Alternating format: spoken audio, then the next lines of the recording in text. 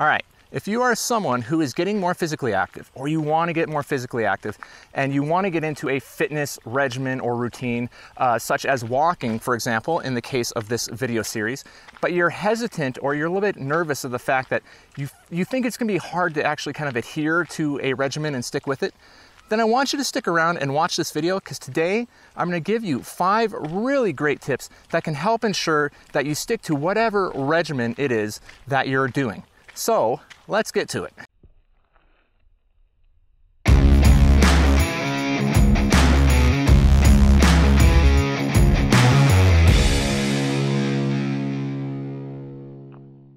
Hey everyone, I hope you're all doing well. It's Jim here. I'm doing a walk through the beautiful Nose Hill Park today here in my hometown of Calgary. Fun fact, Nose Hill Park is actually one of the largest urban parks there is in North America, at least according to Wikipedia.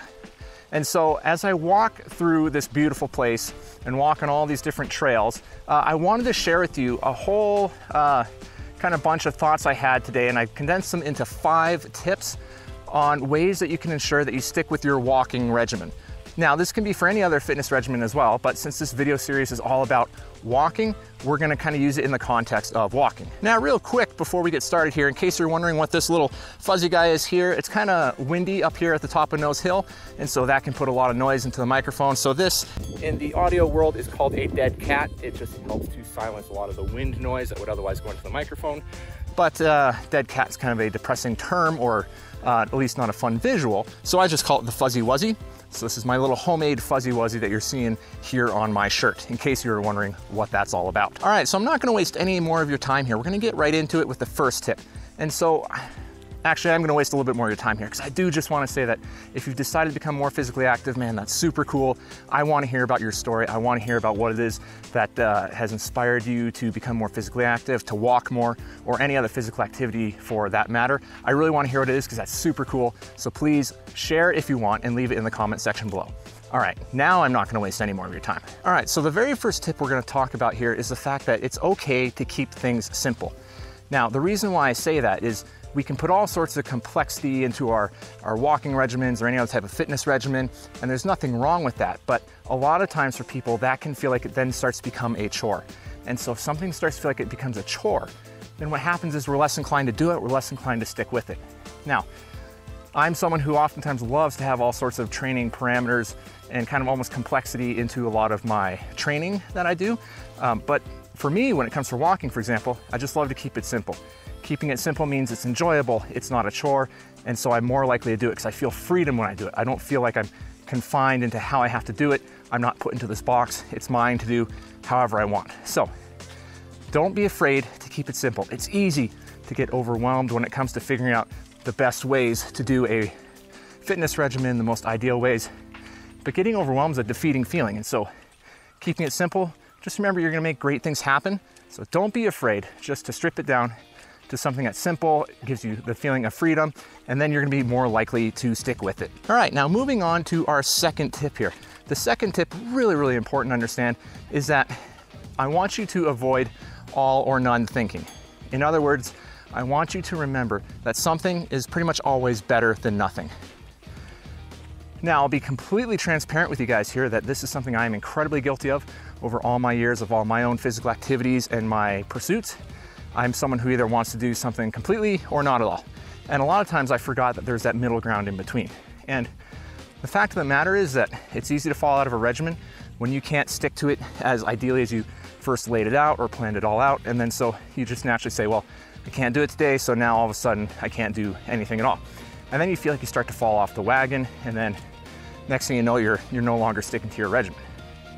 So what I want you to think about here is the fact that something is better than nothing. And so maybe you had planned that for today you're gonna go for a 45-minute walk or 60-minute walk, and maybe something comes up so you don't have the time or you just don't have the energy to kind of get that 60-minute walk in.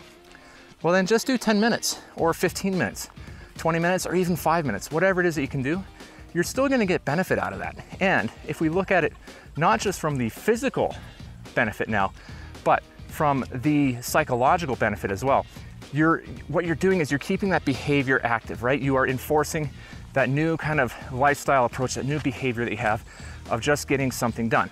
So I like to call it mental momentum, because again, what you're doing is you're keeping the ball rolling with that thought process of saying, I'm just gonna do whatever I can. And the next thing you know, you haven't necessarily kind of felt like you've fallen off the horse completely.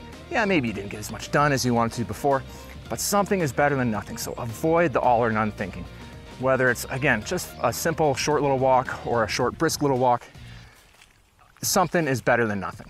All right, so the third tip that I want to share with you guys, if you're hesitant on starting a walking regimen or any other physical activity because you fear that, again, you're just not gonna be able to stick with it, is to grab a friend to do it with. Make it a social activity.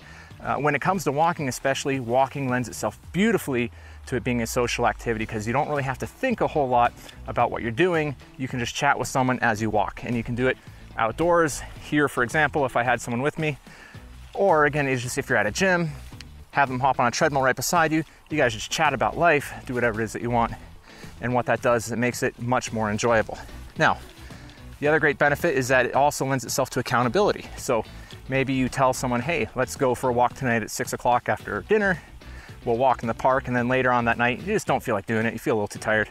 Well, what's great is you have accountability now from that person because they're expecting you to be there, they're gonna be there, so now you just gotta do it, right?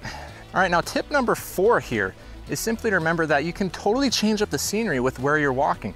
Or if you're more of a creature of habit, you can actually just stick within the same type of area for walking that you prefer. So whether you prefer changing up the scenery or whether you prefer to, again, just kind of keep it to one type of walking location, neither is right or wrong. And so you get to do what's best for you. Now, I'm someone who I do a little bit of both. I come to Nose Hill Park here a lot. I do tons of walking, but I also have other spots in town where I will just kind of walk around because I know that walking around a certain number of blocks or an area is going to take 45 minutes or 60 minutes. And so I can kind of have a pre-planned route to take based on how long I want to walk for. But what's great on days like today, I just come up here and I walk at random, I chat with you guys, and it's a really fun way to spend an afternoon while getting some healthy movement and activity in. Now here's a fun story for you guys as well too, because I want to share myself a little bit more about you guys, have you guys get to know me a bit more. And so when it comes up to changing up the scenery, I actually right now I'm saving up for a home, so I'm looking to buy a house, and there's some neighborhoods I love to walk through right now because there's some houses for sale, and maybe if I'm lucky enough I'll be a homeowner in one of those neighborhoods one day. And so it's fun to walk through these beautiful neighborhoods, see these houses that are for sale, and maybe think, hey, maybe one day I'll end up in a community like this. So it's exciting, and all of a sudden I'm not walking for my planned 45 minutes, I'm walking for 60 minutes or 90 minutes or more, having a fun time looking at these beautiful houses and hoping to one day own one. So just opening up and sharing a little bit more about myself with you guys right now. All right, and the last tip I want to share with you guys here is simply that you need to understand it's important to celebrate every single little victory that you can along the way. So what happens is when you're celebrating all these little victories, it's like taking dollar after dollar and putting them in your little piggy bank. And when you're doing that, you become wealthy. But we're not talking here in this case about financial wealth, we're talking about emotional wealth. Because now what you're doing is you're learning to see your regimen in a different way, and you're learning to really just understand and value all the wonderful little victories that are enriching your life and that are making you feel better and better and better. So it's really important to celebrate every single little victory you can along the way. I encourage you guys to do that. No victory is too little to celebrate. The more you celebrate, the more enjoyable it becomes. The more enjoyable it becomes, the more you want to stick with it. So it's worth celebrating every single little victory that you can. All right, everyone, so those are my 5 little tips for you, short and sweet and to the point. I am hoping you got something out of them. Now, of course, I also want to hear what your tips are as well. I want you to leave them in the comment section below so that we can all work to continually inspire each other. We can help to give each other new ideas and new information. And so that, again, it's something that we're all doing in a way to enrich the lives of other people and ourselves, because it feels good to help other people out, right? So leave your thoughts or your tips in the comment section below. I'd love to hear what they are. I'm sure they'll help other people as well. But I'm gonna leave it at that for today's video. I hope you're all doing well. You guys take great care of yourselves. I will see you in the next video.